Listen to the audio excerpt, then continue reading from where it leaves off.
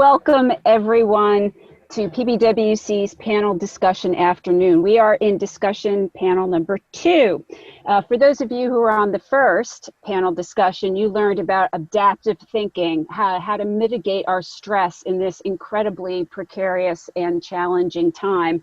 And you learned a little bit about how our dreams should not disappear right now. And now is the time to look to the future and investigate the ways we can reinvent ourselves to live the lives of our dreams.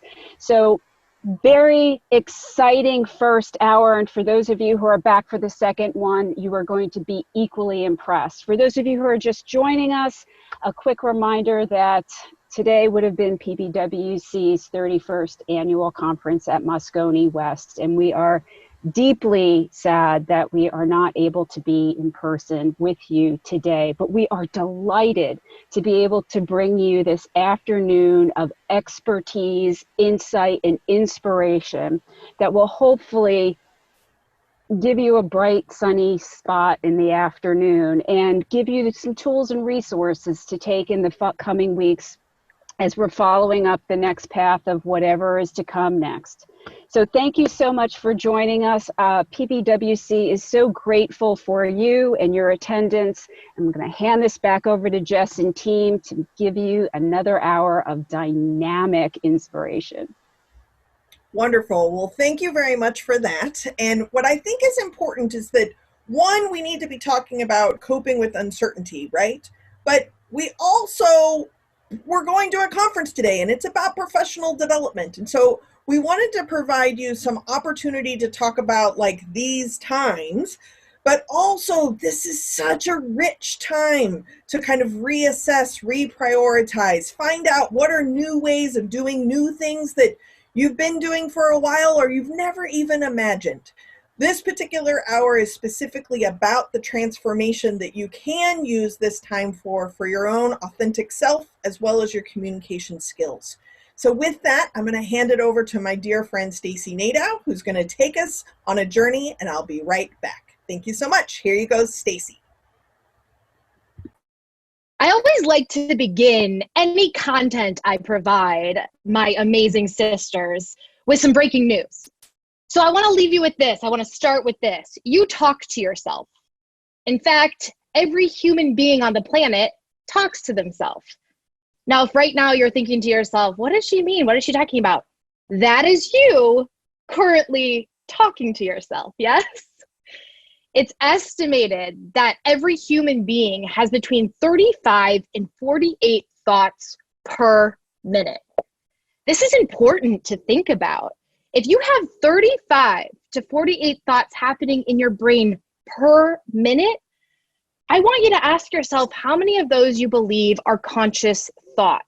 And what I mean by conscious thought is how many of those thoughts are happening and you're really present with those thoughts, right? I am going to the fridge to get a sandwich. I have to pee. Somebody is asking me a question, right? Those are conscious thoughts. Estimation tells us that 3 to 5 thoughts per minute are ones that we are aware and present of. So if we're having 35 to 48 thoughts per minute, but only 3 to 5 of them we are present with, what's happening to the rest of those thoughts? Well, most of them are getting pushed down into our subconscious, into an area that we don't always sit with every day, into a space that you might have experienced will once in a while bubble out an emotion and you had no idea why. Have you ever watched a commercial or a movie and it's a sad or heart-wrenching or heartwarming moment and you find yourself getting misty and then next thing you know, you can't stop hysterically crying and you have no idea where that bubbled up emotion came from? Maybe that movie or commercial was sort of your gateway to let that emotion out. That is where that subconscious thought gets packed away. Statistically, we know that this subconscious thought is something really important for us to think about. We also know that the thoughts we're having per minute are very important. The ones we are present with are very important for us also to be thinking about. Study after study after study has shown that 90% of our thought happens on a habitual loop. So I just laid out for you that we have so many different thoughts happening in our brains per minute. And I also want to introduce the concept to you that many of these thoughts happen habitually. What do I mean by habitually? I mean 90% of our thought patterning happens regularly. And I don't just mean once a day. I mean, often this is happening 10, 15, 30, 50 times a day, the same habitual loop of thought. Embrace yourself for this one, but 80% of this thought is negative thought. Study after study has shown us that 80% of our thoughts are negative. Now, if 80% of our thoughts are negative and 90% of them are happening on a habitual loop, I want you to sort of sit with that for just a second. Think about the times that we've beat ourselves up. And if you get used to beating yourself up or having that habitual negative patterning, and it's happening to you every day, we might be creating scenarios unknowingly that are hurting us to be the leaders and the employees and the caregivers and the partners that we want to be. So what I just did is I introduced you to your inner critic. You might be familiar with that voice, the inner critic. I remember mine probably being loudest in the 7th grade. The 7th grade for me was not my most fun year of middle school, right? I lovingly now refer to 7th grade as the year of the thighs, because it's the year I grew into my adult body earlier than everybody else in my grade. It's the year I learned to hate my body, to hate my thighs with vengeance. I mean, I was very good at it. I got so good at it that I'd wake up every single morning starting the day by bawling to my mom that I had nothing to wear, right? And I went through the rest of my day and got caught in this habitual patterning very quickly. And it took me years and lots of different discussions with lots of different people and therapists and tools to get away from that habitual loop, to create a new story. So I want you to take just a second here with me. Maybe take a deep breath, get a little bit quiet, and ask yourself, when is your inner critic the loudest?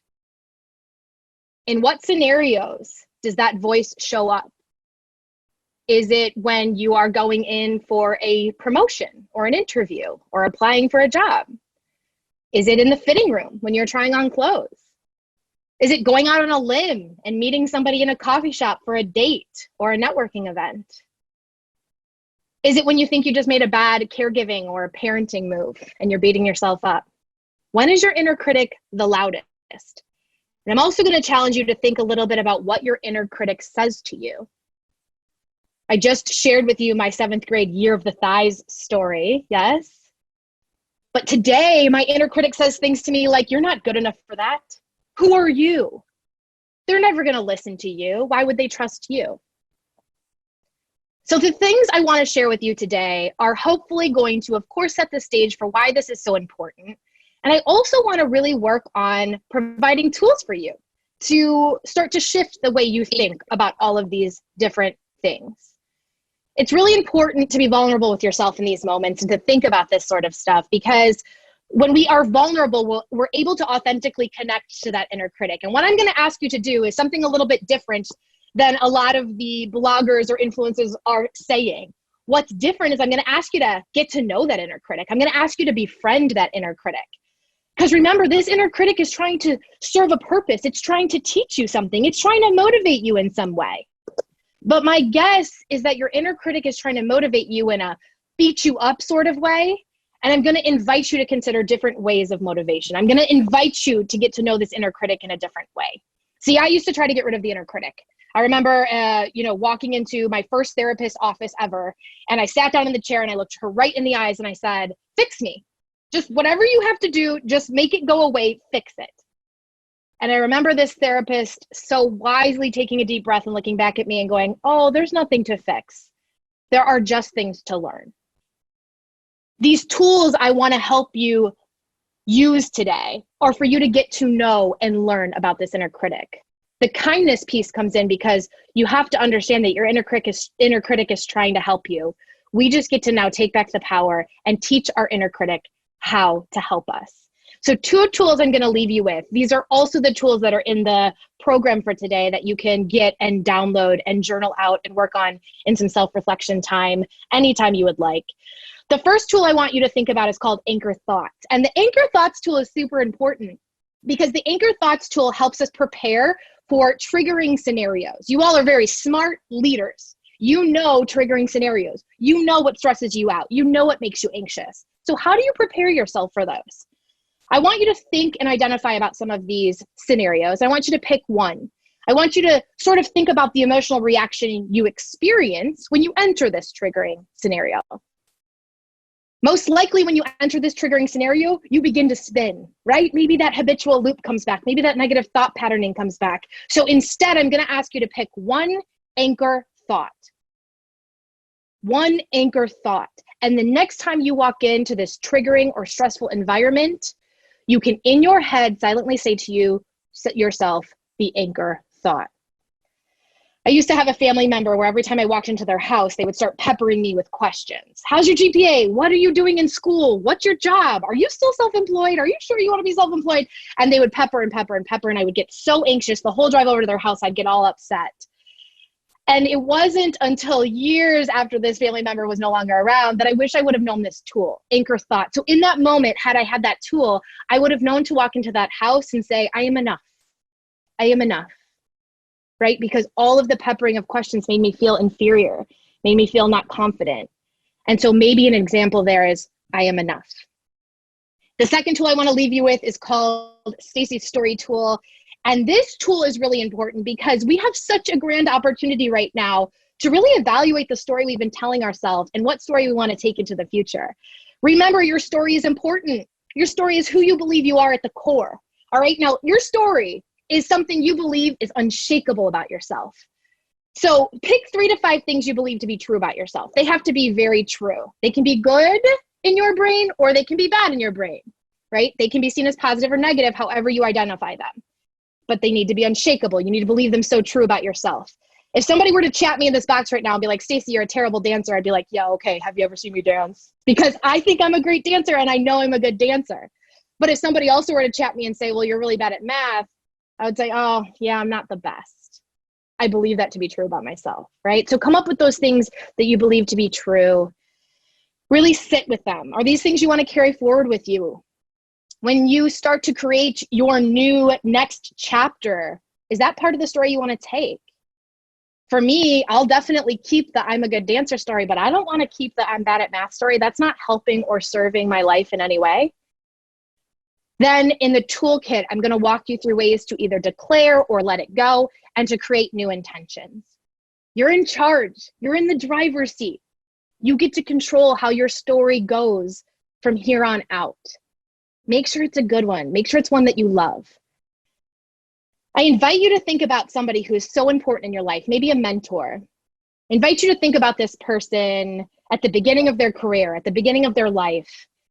Think about some of the things that they might have heard. Think about some of the negative self-talk that they might have partaken in. And then I want you to think about this mentor stopping and not going through with their career, not going through with whatever they do now because they let the inner critic take over. How would your life be different if your mentor or somebody important in your life had done so? How would your life be different?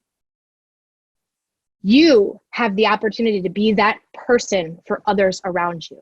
More than ever, we need to get together. And women right here are coming together. That's what we're so good at. Please don't rob us of your light. Please don't rob us of all your gifts. Don't rob us of your messiness, even in the quarantine and even in the pandemic, because we need you. We need all of you. We need your authentic self. I invite you to look at some of the tools I've provided for you in the program. Grateful for you all to have me this afternoon. Thank you so much. Stacy, as usual, not only am I honored enough that I get to call you a friend, but you're such an inspiring coach. So full disclosure, Stacy and I have known each other for approximately ever, I believe. And I think it's important to mention that the anchor thought cannot be connected to the year of the thighs. Right? So, as we know, I've had more of like a decade of thighs, right? And what I have decided because of my relationship with Stacy and your amazing coaching skills is that like Damn right, that's what my thighs look like. So I've been practicing for an entire decade, right? I might as well spend the next 10 years loving these thighs. In our time we're spending together, right? Like, notice those anchor thoughts, because if the anchor thoughts are related to that math that was earlier, that's like 98% of the stuff going on in here, then that's where that reassessment can really work. So I really appreciate that reminder.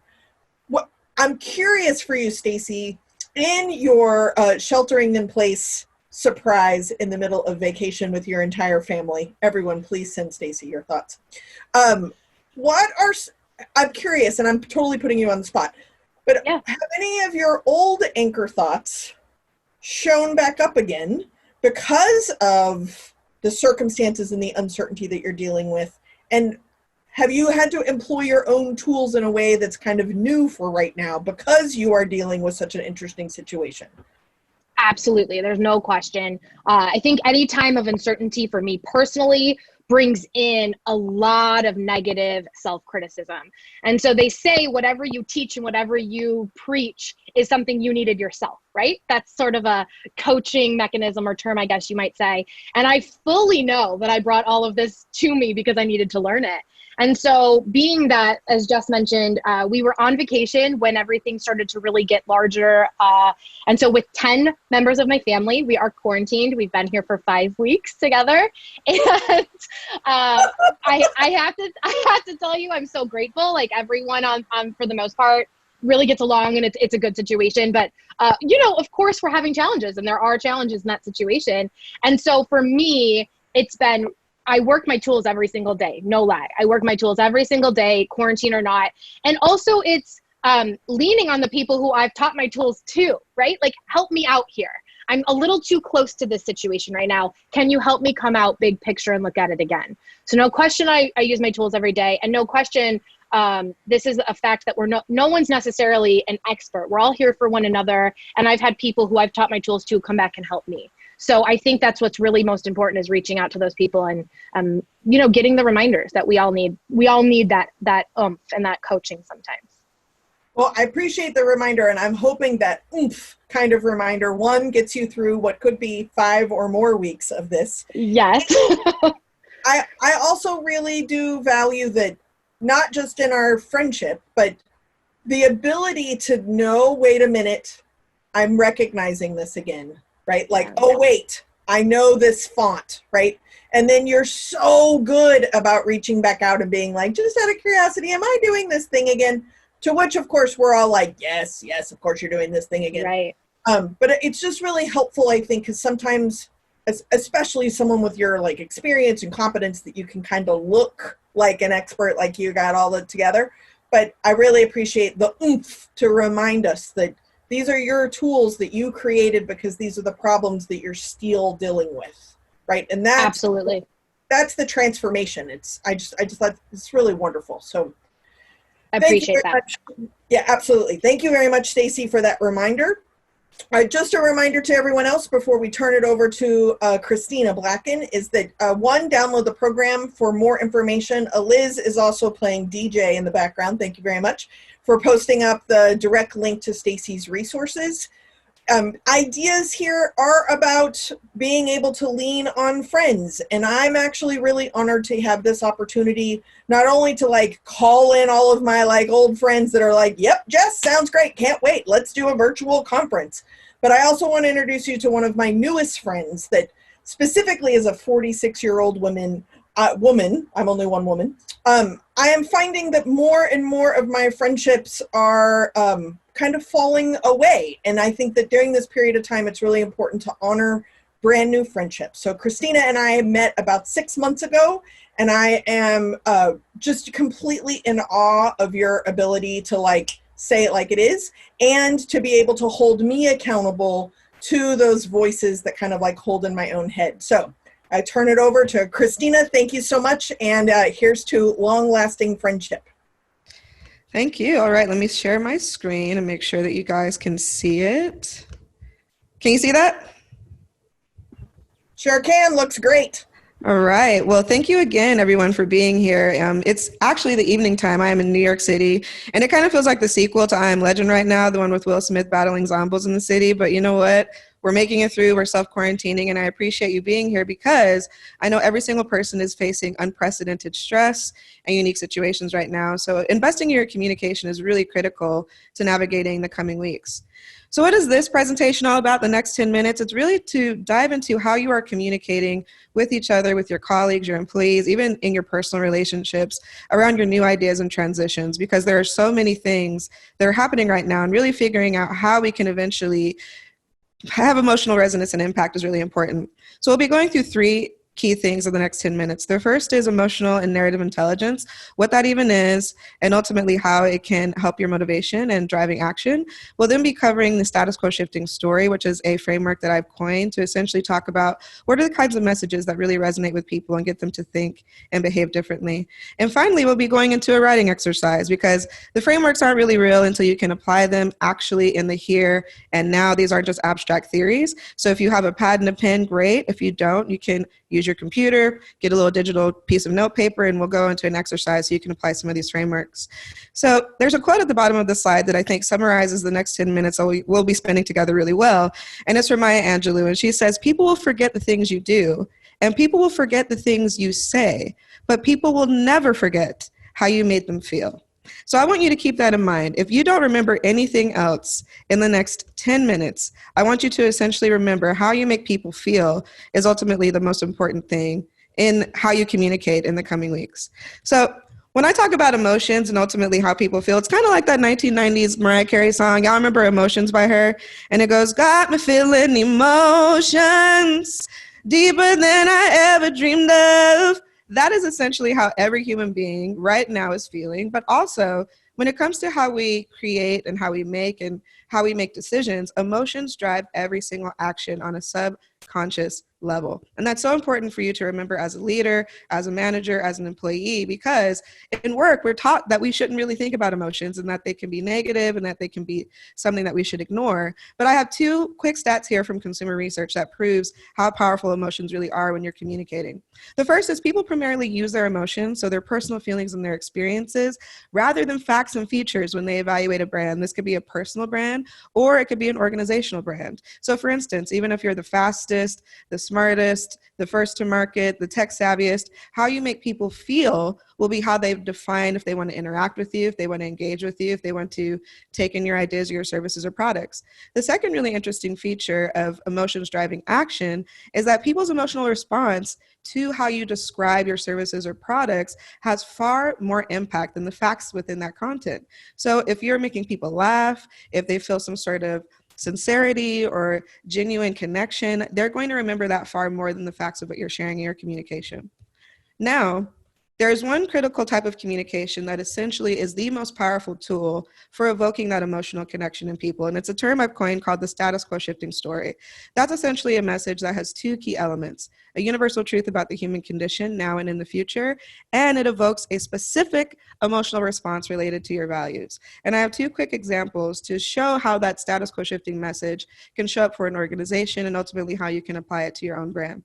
So JetBlue right now, they're like every other airline. They aren't really flying anywhere. They're not really providing service, as they shouldn't, because we're quarantining. And so they recently tweeted, "Whether you're a healthcare provider, essential worker, or doing your part by staying home, thank you. We can't wait to fly with you again soon." And attached to this tweet was a compilation video from the crew members thanking nurses and doctors and essential workers. And the universal truth within this message is that gratitude feels good. Human beings feel so much better when we provide gratitude, and it's a core aspect of JetBlue's values because in their mission statement, inspiring humanity is a critical part of how they stand as a brand and as an organization. So this is a status quo shifting message because people can engage with this brand still, find something that's authentic and valuable, but also even though JetBlue can't provide their traditional services, they're providing a message that can make people interact with this in an emotional way. The second status quo shifting message I thought was really interesting that I saw over the weekend was from a indie brand called Innocent Drinks. Now they provide organic beverages and smoothies, and they've taken it upon themselves to put out a daily reminder every single day of what day it is. So they say daily reminder of what day it is today. It's a Saturday, apparently. And the universal truth within this message is that right now, things are weird. Everybody's schedules and their lives are kind of in upheaval, but humor and levity will help us to cope and get through it. And the great thing about the interactions and conversation they're having with people online is that people are now looking to them to be reminded of what day it is. And it also provides space for people to continue to engage with them, even if they're not buying innocent drinks every single day. And so I know I threw a lot of information at you, but now I want to go into a writing exercise that can help you to apply some of these frameworks to your own communication. Now, in the coming weeks, so many of us are going to be grappling with trying to communicate new ideas. That could be a new process with your team. It could be a new pivot in services or products that your organization has to do because we're in this new digital Zoom-based virtual world. It could be a little individual product you want to do at home because you are quarantining and you want to pick up a hobby. Either way, figuring out how you structure your communication around this new idea is critical, and this exercise will help you do it. So it's 3 questions that I've developed. Each question I'll read to you, I'll give you an example, and then I'll give you 1 minute on my personal clock so you can write down your answer without having too much hesitation or rumination. And also it's rapid fire because we only got 10 minutes and I'm probably already running over, but this will help you to focus and to get the answers out clearly. And I'll also be able to provide you some information on how you can find this writing exercise later within the presentation. So let's get started. So get your piece of paper. If you have a pad or a pen, or if you have a computer, you can write pretty much anywhere that you have the space to do it. So question number 1, with this new idea that you have in mind, again, it could be a process, it can be a service, a product, a new creative project that you want to talk about. What is the purpose of your idea? I want you to create 2 to 3 simple belief statements behind the idea and what it stands for. So an example is maybe you provide fitness coaching. And one of the belief statements behind being a fitness coach for you is you believe physical movement is imperative to the development of every person. Or maybe you run a community marketing platform. And one of the core beliefs behind that is I believe community is the key to solving the world's biggest problems. So I'm going to give you 1 minute. Think of this new idea that you need to communicate, and I want you to write a few belief statements for the next minute. You can begin now, and I will give you a warning when you have 20 seconds left before we move to the next question.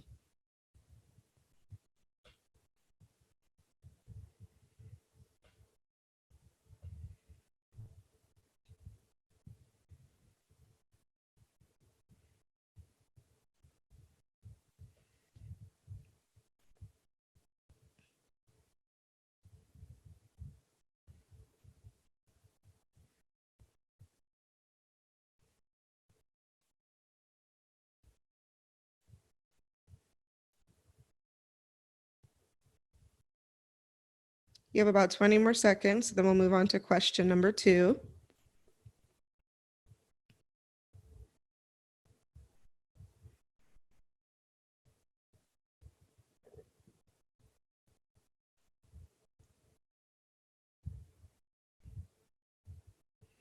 And time. Let's move on to question number 2. So keeping the same idea in mind that you want to communicate, I want you to describe the people you're trying to reach with this idea. What are some nouns and adjectives that describes who these people are? And I also want you to write down what are their biggest pain points related to your idea. So for instance, maybe you're trying to reach the high achieving designers in your organization and you know they need organizational help. Or maybe there are leaders that you want to reach and you know they're needing motivation right now.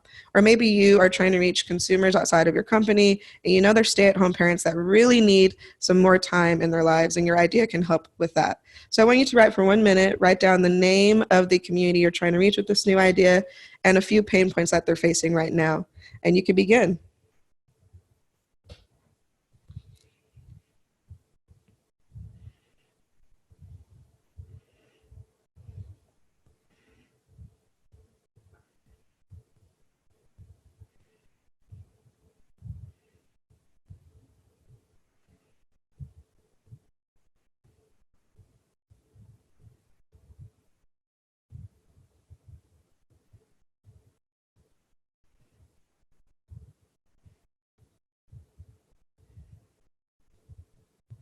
You have about 20 more seconds, so we'll move on to the final question, and then we'll be putting your answers into a statement.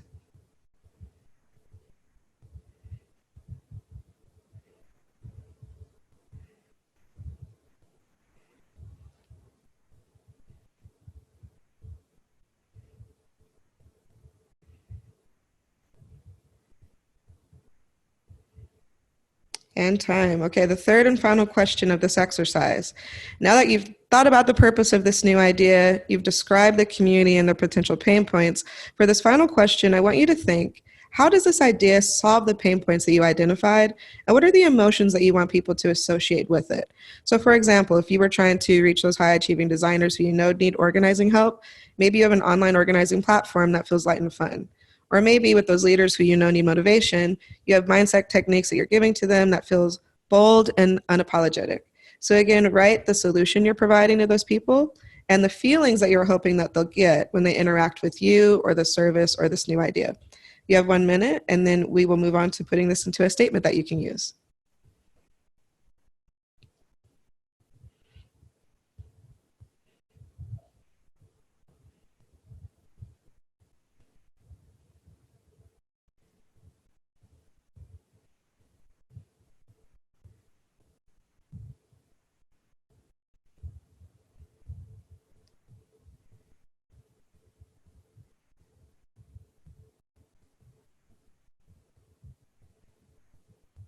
You have about 20 more seconds.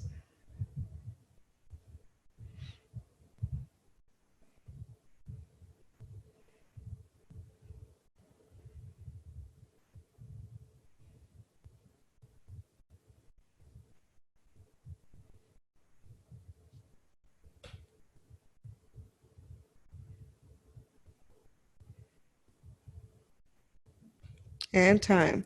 So now we're going to take the answers that you had on these 3 questions and put them into what's called the status quo shifting statement. This is a foundational paragraph to help you structure your communication, whether that's email messages, whether that's the communications you want to have in a meeting, whether that's for a presentation or for online content. This can help you to structure that so that you can have more strategy and think through the emotional impact that you want to have. So the first sentence you would write is, I believe, then take one of the answers from your Q1 belief statement and put it there. The second sentence is, my community needs. Then you would take one of your answers from Q2 about your community's pain points and put it in that second sentence. And then the third sentence is, I will. You'll write the solution to the pain point through, then write the feeling or impression you want to make. So an example below, say for instance that I have a writing company that provides courses to leaders, and I believe creativity is accessible to everyone with the right tools and mindset guidance. I know my people struggle with creativity and self-expression, so I will show them how to use writing exercises to shift their mindsets and overcome stress through humor and comedy. So I'll give you 1 minute to kind of structure out this Mad Libs style sentence, and then we'll wrap up with how you can use this in your communications going forward. So you can begin now.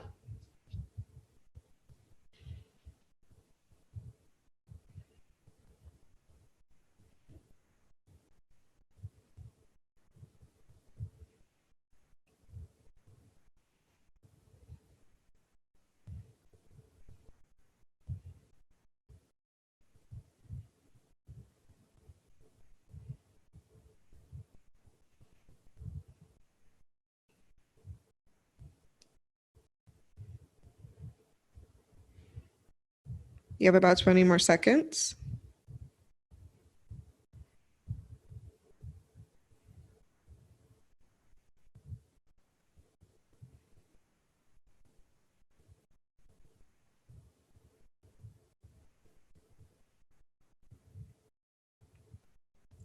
And time.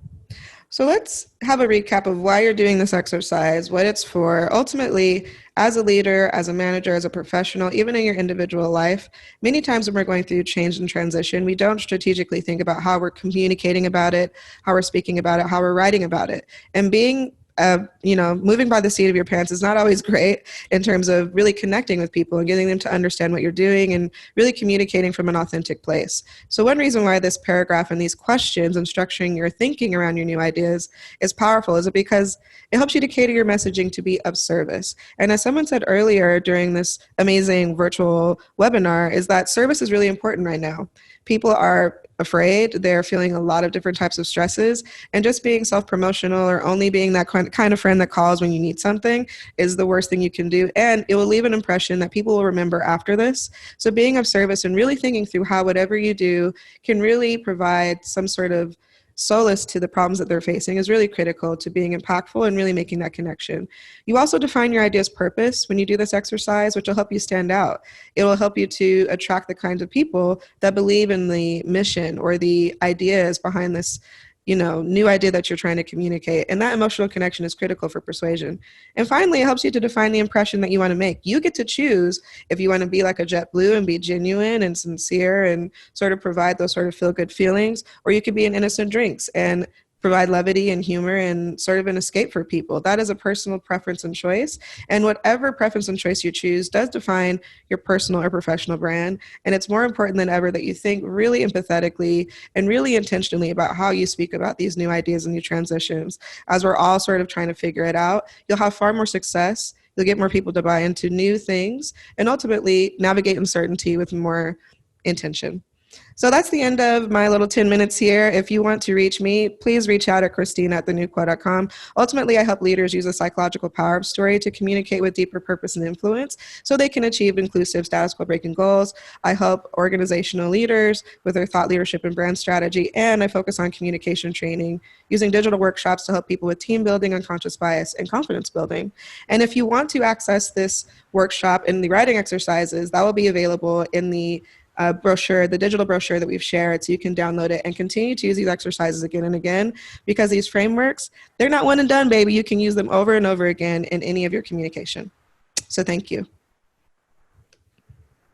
Well, thank you very much, Christina. I'm like taking notes. I'm like, wait, I can't MC. I'm still working on my sentences. That was really helpful. I'm curious though, because I'm curious if you can share your sentences, because I know that in quarantine, you probably have done this activity yourself. Have you come up with kind of a new sentence for you in your lockdown in Brooklyn? And if so, do you mind sharing it with us? Yes. The weird flip side of being locked up in your house is, you get a lot of time to think and create. So I would say my status quo shifting statement is really, I believe that narrative is one of our most powerful tools for motivation, for purpose, for inclusion. And I know that my community needs these tools to be able to unpack their own internal narratives of motivation so they can communicate more successfully. And so I'll provide them narrative training with comedy and humor and levity, because ultimately, like so many of us were saying today, if we don't become conscious of our narratives, we can't achieve what we want to achieve. And so many times it's really just simple tools and practices, writing exercises, unpacking your internal unconscious narratives, thinking really critically about how narratives affect other people's behavior that gets them to actually move and be inspired and influenced in positive ways. So yeah, I restructured that paragraph a bit and I was like, oh, narrative intelligence, that is it. That is what I'm helping people with. We can all be better and, more powerful communicators and leaders when we raise our narrative intelligence. Oh, that is beautiful. I love those two words, narrative intelligence. And it is also an excellent transition to our third speaker for the day. So thank you very much, Christina. I'm going to have to write that down, narrative intelligence, because I've got some goofing up in here somewhere. So last but not least today, we have Meg Buccaro who's joining us, who's going to actually help transform some of that narrative intelligence into powerful communication skills as we are all presenting online and doing meetings, etc. I'll let Meg tell you more about it. Don't forget to download the program from the chat. If you have any Q&A, I'm tracking those as well. Welcome, Meg. Thank you, Jess. I just have to laugh. So this is not exactly how I planned to exactly start this, but if you could have a window into my behind the scenes, I'm hoping you might appreciate it. I have moved 3 times in the last hour to get ready for my presentation. About an hour and a half ago, my internet provider said that they're doing maintenance. And so we're gonna have an unstable Wi-Fi, which, so we all have to be flexible, but I'm telling you, I'm just taking pictures from room to room because it's just funny how we have to be flexible. The ironic part is I'm actually talking today about how to present yourself virtually. And so, I had this all planned out perfectly and it all went sideways. So you'll see my dirty chalkboard behind me that I was just cleaning about 10 minutes ago, hoping that it dried before this started. So anyhow, Meg Buccaro here, and I'm here to talk about how we communicate and how we can communicate powerfully, even when things go sideways, right? Being authentic. And so I think the first thing we really need to think about is how we communicate says a lot about us. I mean, think about it. We judge if somebody is credible or trustworthy by what they say and how they say it, how they show up. There's research to this, right? We've heard about research, why first impressions is such an important part of interview process, right? We've heard things about our tone of voice and body language, nonverbals. One of my very favorite research studies comes out of Harvard, and it was so interesting to me. It has to do with surgeons and patients. And so Harvard researchers, real quick, Harvard researchers they didn't look, they listened to less than 5 minutes of patient-surgeon interactions. And they evaluated based on their tone of voice alone. So again, they weren't looking at video, they were just listening to audio. 5 minutes or less, they call it thin slice of time, between surgeons and their patients. And they listened for their tone of voice. Doing this, these researchers were accurately able to predict which surgeons had a history of malpractice, being sued for malpractice. It had nothing to do with whether or not their surgeries were successful. It had to do with their tone of voice. And here's why. Here's what the researchers found. Tone of voice that was friendly and had some empathy in the tone had patients who liked their surgeons. And when these researchers found, when patients like their surgeons, they don't sue them. Now, if something as small of a tone of voice, the alternative, it's a long study, and if you're interested, I'm happy to send it along. But what's interesting is on the opposing side of that, surgeons that had a dominant, rigid tone of voice, that their patients like them less. So interesting. I love that study because it shows something so simple, something we don't think a lot about. A tone of voice could make such a big difference for surgeons, and an expensive difference, right? So I'm going to ask you, what are you doing or not doing that can make a big difference for you in your virtual meetings? Today, I'm going to go through a very quick 5-point checklist. It's brief, it's simple, and it's just a couple things I want you to consider before you log in and participate in your next virtual meeting. I also will have this checklist in the program booklet that we talked about, so you have access to this checklist. First and foremost, step 1 to this checklist, set your intention. We've talked about intention here this last hour. I am not asking you before your virtual meeting to sit down and journal your feelings, but what I am asking you to do in a few seconds is just to think about, what is the intention of how I want to show up in this meeting? Do I need to show up as a team player right now? Do I need to show up as the smartest one in the room? Do I need to show up credible, prepared? How do I want to show up? And I just want you to think about one adjective. So as you're preparing for your meeting and you're logging in, I want you to think of one adjective.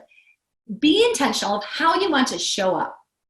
Second, review your profile of the platform, whether it's Zoom or Skype or Teams or GoToMeeting. This is a very simple thing, but sometimes it gets overlooked, and it has to do with your personal brand of how you show up. Oftentimes, it's the first thing people see. So 2 quick things, a recent photo. I know we all don't have professional headshots going around at any given moment, but make it recent.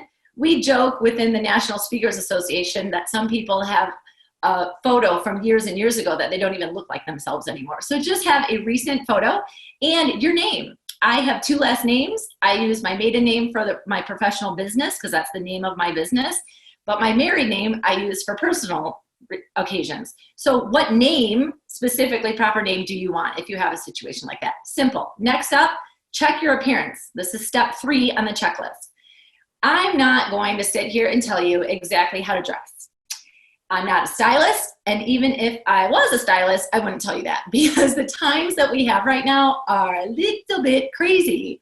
I don't think it's just at my house, but my husband and I are both working from home, and we have 3 children and a dog. And let me tell you how fun it is. And they're not even home right now. And I had all this interesting last-minute preparations. But the appearance, all I want you to think about when it comes to the appearances doesn't match your adjective that you came up with in the first step. If your intention is to come across and show up credible, does your appearance match that? That's what I want you to think about. there's so many different cultures and occasions and teams. So I can't, and nobody really can tell you exactly how to dress or style yourself, but you just need to make sure that you are aware of that and using that intention. Make sure that step 3, checking your appearance, matches whatever that adjective is when you set your intention. 4th step in the checklist is remove distractions. So that is kind of why I had so much pressure on myself to make sure that as I was changing rooms, thanks to the Wi-Fi situation going on here, that I was not going to have to come on here and say, do as I say, not as I do, although there is some dirty wiping here. But the point is, we just want to remove distractions. So is there a lamppost sticking out from behind your head that people might be looking at? Do you have a really busy graphic sweater on that people are going to be reading instead of listening to you? The whole point is you want people to focus on your words. You don't want them to divert their attention. So just take a look at what is going on around you, behind you, on you, and just try to remove any distractions. Because again, to communicate powerfully and to look prepared, you really need to make sure that that you're doing everything you can to have people focus on what it is you're saying and not things in the background. Last step of this checklist is how to frame yourself. Now, for those of you that were on the first session, you saw Courtney speak, and she had a studio, and not all of us do. Fabulous, because we got to see most of her body, which as a person that speaks a lot on body language, I absolutely love. But we don't all have the ability. And let's be honest, when we just have a quick meeting with our team or potential client, we don't always have the time to set that up. So in that, just remember this simple thought. The first thing that the camera touches will get bigger. That's why they say, you can gain 10 pounds on the camera or something like that. So you want to make sure that it's your head.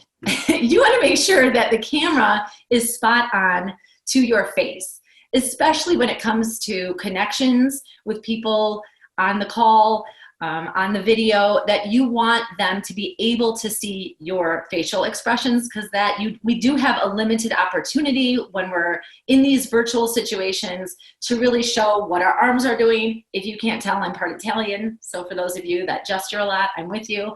But it's a little bit of a challenge when we are doing this virtually. We just need to know that, and then we just need to adjust. And so making sure that the focus is on your head. In order to do that, you do have to lean a little bit forward. If I had straight up posture, I would look more like this. However, because I'm inclined just a little bit, I just want to make sure that my face is what is being seen, because hopefully you can engage in my facial expressions with everything going on today. All right, so those are the 5 quick checklist items. Like I said, there's a graphic that you have access to. You could print it off or pull it up, and just before you log in, you can just look at 5 quick things. And go from there. For the last few minutes, last 2 minutes, I am just going to give a quick few very general tips that I have learned and done some research on that I think might be helpful. First and foremost, one of the biggest changes from face-to-face to virtual is that people have a lot of distractions around them, whether it's dependents that might be walking around 4-legged or 2-legged in our homes, and timing might be the issue. We have to get straight to the point. When I give a presentation about communication, I often start with a story. And depending how long, a 45-minute keynote or 60-minute keynote, the story can be quite a few minutes. That demonstrates how important it is communication skills are in how we show up. Today, I did not start with that story. I wanted to get right to the point. Well, I guess I got right to the point of how my Wi-Fi wasn't really working, but knock on wood, here we go.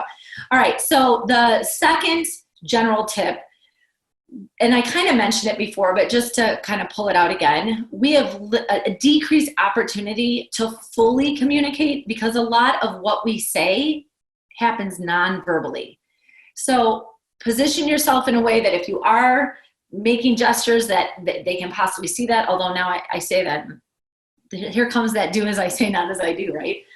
Oh, but anyhow, so knowing that we have limited opportunity to see nonverbal behavior, let's concentrate on your facial expressions. And this actually brings me to the last general tip that I wanted to talk about: limited facial expressions also while we're actively listening. So sometimes we can get distracted if we're not the ones talking, but we got to be careful, because people can see if our eyes are reading an email, or they can see if we're scrolling on something else. Sometimes they can see if your Facebook green light goes on while they're talking and you're listening. So we have to just be a little bit careful, but being intentional really helps us to show up prepared.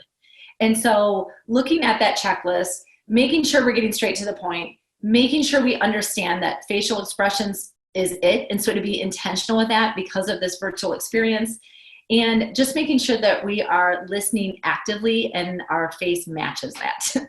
So that is what we have today. We know that how we communicate affects how others view us.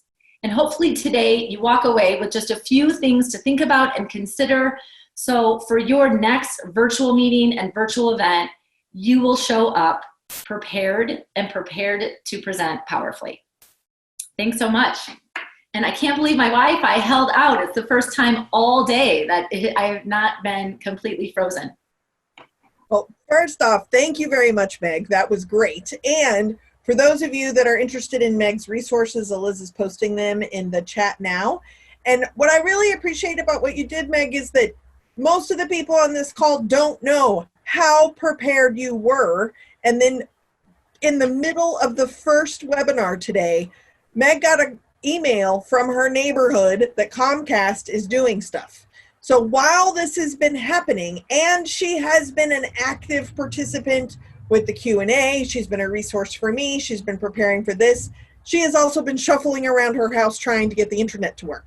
So I just really want to say that I think what you did was really a wonderful example of naming the distractions, so that now they're not a distraction, right? And being able to be real and vulnerable, I think, ties quite nicely back into Stacy and Christina's messages. And so I'm going to ask Stacy and Christina to also pop their videos back on and come back, because what I think is interesting, look at that, boom! Hey. Hey, what I thought was really cool too is that, so Christina led us through this like reflective activity. There was kind of this middle piece, right? Is that like, who do I want to be out here and why do I want to be this person? And Stacy, I think you kind of built up the, who is this person?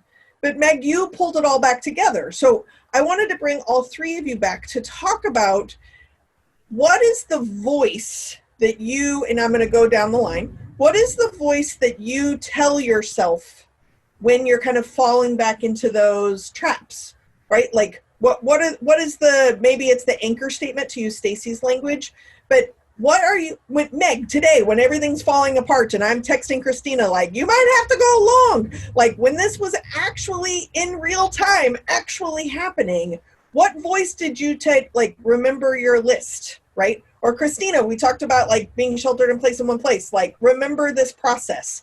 Because I think it ties back to that kind of anchor piece. So Meg, I'll start with you and then we'll go to Christina and then Stacy. Well, I think especially the time we're in right now, I mean, it has nothing to do with my internet, but I think we all just have to realize, which is easier said than done when you're going through it, we only have control of so much. And I'm a mom and a business owner. I have control of a lot most days, right? But to not be in that control feels a little like, oh, what do I do? So it was so nice. I have such supportive colleagues here, because I was texting them like, you're freezing, I'm freezing, everybody's freezing. So it was so nice because I had a safety net of like, we got this. Even if you're frozen, we'll do this, we'll do this. So that just gave me a second to breathe and go, okay, I'm going to prepare every possible way. I'm going to take my computer and my phone and my iPad, and I'm going to go to every room that I possibly can. I'm literally sitting next to my modem and my router. So just the kind of logically thinking it through, and then not tied to the desired outcome, which is the very, very hardest part. Because I was like sweating, right? Like running, like, oh no. And I had stuff written in my all to-dos from back here. So I'm literally grabbing a towel from the laundry room, like what? I committed, like I will do what I can, and then we're just gonna have to see how it goes. And that's hard. That was hard for me to do. My heart rate is still up a little bit from right before I got on. Well, I appreciate that. Christina, what about you? How do you remind yourself to like, wait, what am I about? What is that narrative intelligence piece? And how do you get back to it when you lose your way? I think one of the most powerful things anyone can do is just have some self-reflection time built into their days. We are so overtaxed and we have this sort of toxic productivity that lives in our society. Like, you got to do. I've even seen tweets like, if you come out of this quarantine with not having a bestseller book or a ripped body, you don't know how to manage your time. No, people are literally dealing with life and death. So I think it's important that when you have a few minutes on your day, just write down how you're feeling, what you're thinking. And ultimately, one thing that's really powerful, and it's similar to what Stacey was saying with anchor thoughts, I teach a strategy around imposter syndrome where you get to question what's a false assumption and what's real. Because all of the time, our thoughts are just spinning because we want to try to control the outcome, and our negative thoughts are a way to protect ourselves, even if they're not real. So I always like to list out all of the crazy thoughts. I'm like, I'm a diet cat lady. I'm really ashy right now. I feel X, Y, and Z. And then I go through and figure out which of these are false assumptions, which are false narratives, and which are real, because there are real barriers and traumas that we're facing, and that's totally fine and fair. And we should acknowledge those, and we should leave space for those so we can feel them and actually grapple with them. So I think writing, self-reflection is incredibly powerful. And then unpacking which thoughts are actually productive and remembering that this is temporary, that it's not forever. It's an impermanent sort of dip, like a wave. Like, we were at the top of the peak at the top of 2020, and then it went down real quick. Like, we're at the bottom of this wave right now, but we're not going to be down there forever. So that's an important process that I go through on a regular basis to feel centered and to realize that my internal narrative can be shifted and changed so that I can survive and have more resilience. I so appreciate that. In our last call, Christina, I am about to ask you a question you are completely ill-prepared for, and you may not even want to disclose. So you are allowed to say no. But the last conversation we had, I believe it was in your kitchen, and I was probably in my office because I basically had been here 18 hours a day for the last 5 weeks. And one of the things that was behind your shoulder is taped up in your kitchen, and it looks like your goals and your to-do list for the day. And I have a to-do list and a spiral and time and all this structured stuff.